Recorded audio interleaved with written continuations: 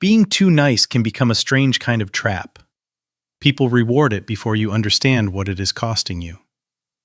They call you kind because you do not argue, mature because you do not ask for much, and easy to love because you make yourself smaller. You notice tension early, then become softer, funnier, more agreeable, or more useful before anyone asks. From the outside, this can look like patience. Inside, it can feel like a quiet alarm telling you to keep everyone comfortable. Because sometimes, what people call niceness is not really peace. Sometimes it is fear wearing a polite voice. Sometimes it is a nervous system that learned safety depended on becoming easy to approve of. In trauma psychology, this is described as the Fawn response, the survival pattern of pleasing, smoothing, apologizing, and adapting so no one turns against you. If this started in childhood, it can become so automatic that you stop calling it survival. You just call it your personality. These are 7 signs your niceness may not have started as kindness. It may have started as safety. The first sign is that you agree before you know what you feel. Someone suggests a plan, asks for a favor, or gives an opinion, and your mouth answers before your body catches up. Yes sounds safer than pause, and sure comes out faster than honesty. You may feel a small drop in your stomach after agreeing, because some quiet part of you already knows you did not mean it. This is not because you are fake. It is because disagreement may have once felt dangerous. A child who grows up around unpredictable reactions learns that having a separate preference can cost them affection, peace, or safety. So the adult learns to move quickly. Agree first, feel later. Eventually, later becomes the only place your real self is allowed to exist. The second sign is that you apologize when nothing is clearly your fault. Someone bumps into you, someone misunderstands your tone, or someone else is in a bad mood and you start searching for what you did wrong. The apology is not always about guilt. Sometimes it is an offering, a small emotional payment to keep the room from turning cold.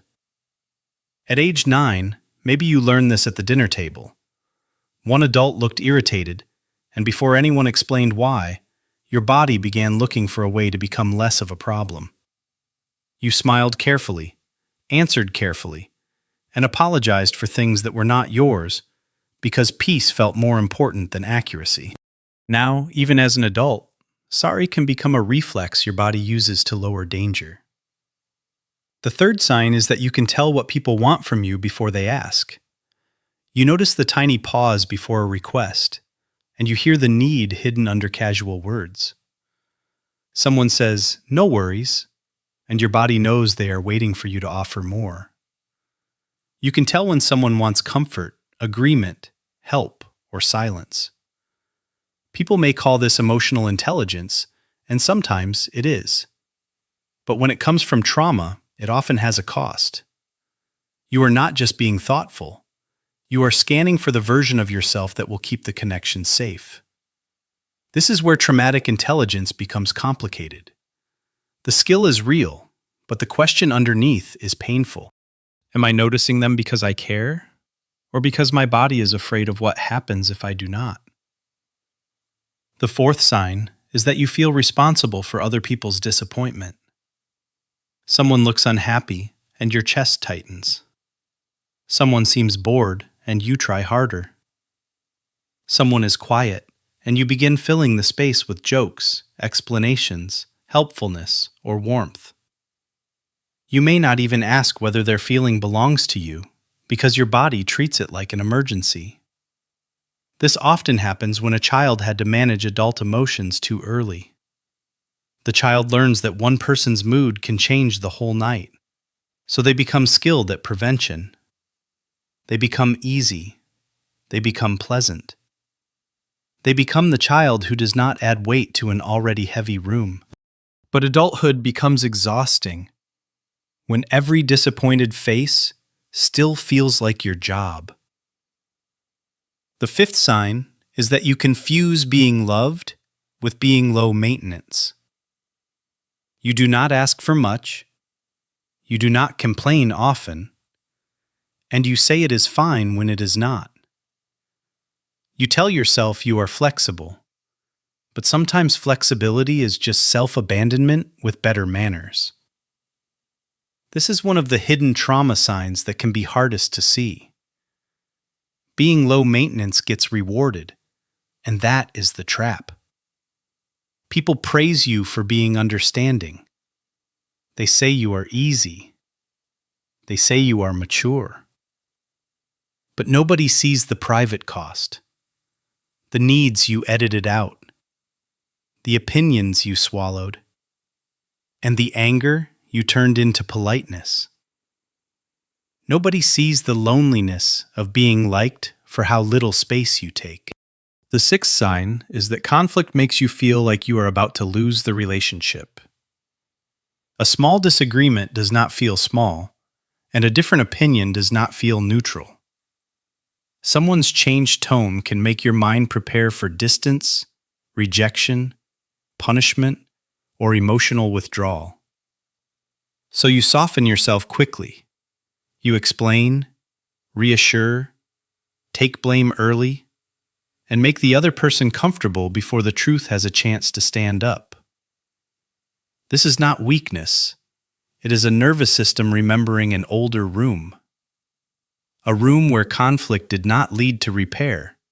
It led to silence, or shouting, or someone acting like love had been removed. So now, your body tries to stop conflict before it becomes abandonment. The tragedy is that you may keep the relationship peaceful while slowly disappearing inside it. The seventh sign is that you feel resentful, then guilty for feeling resentful. You say yes too often, give more than you have, and become the listener, the fixer, the patient one. Then one day, a small resentment rises, not because you are selfish, but because some part of you is tired of being volunteered by your fear. But the guilt comes right after. How can I be upset when I agreed? How can I feel used when I offered? How can I need something when I am the one who always seems fine? This is the hidden cost of the Fawn response. It teaches you how to be wanted, but not always how to be known. It teaches you how to keep peace, but not always how to tell the truth. It protects connection while quietly losing contact with yourself. Real kindness does not require you to abandon your body. Real kindness can say no and still care. The Fawn response is different. It is not kindness flowing from freedom. It is kindness shaped by fear. The goal is not to become cold. It is to notice the moment your body starts performing safety. The moment your smile appears before your truth. The moment your apology arrives before your choice. The moment your yes tries to protect you from someone else's reaction. That moment is information. Before you agree, ask one quiet question. Do I want this, or am I trying to stay safe? Before you apologize, ask another. Did I hurt someone, or am I trying to stop them from being upset? And before you call yourself too nice, remember the child at the dinner table. The child who smiled carefully, watched the adult's face before answering, and learned that being easy could keep the room calm. That child was not weak. That child was adapting. But the adult carrying that adaptation deserves more than survival. You can still be kind, gentle, and deeply aware of people, but you do not have to disappear to prove you are good. You do not have to be easy to deserve love, and you do not have to keep every room comfortable. Some people may miss the version of you that never said no, but the people who can love the real you will not need you to stay small to keep them calm. Maybe healing is not becoming less kind. Maybe healing is learning the difference between kindness and fear. Maybe it starts the first time your body wants to say yes, and you give yourself enough room to ask why.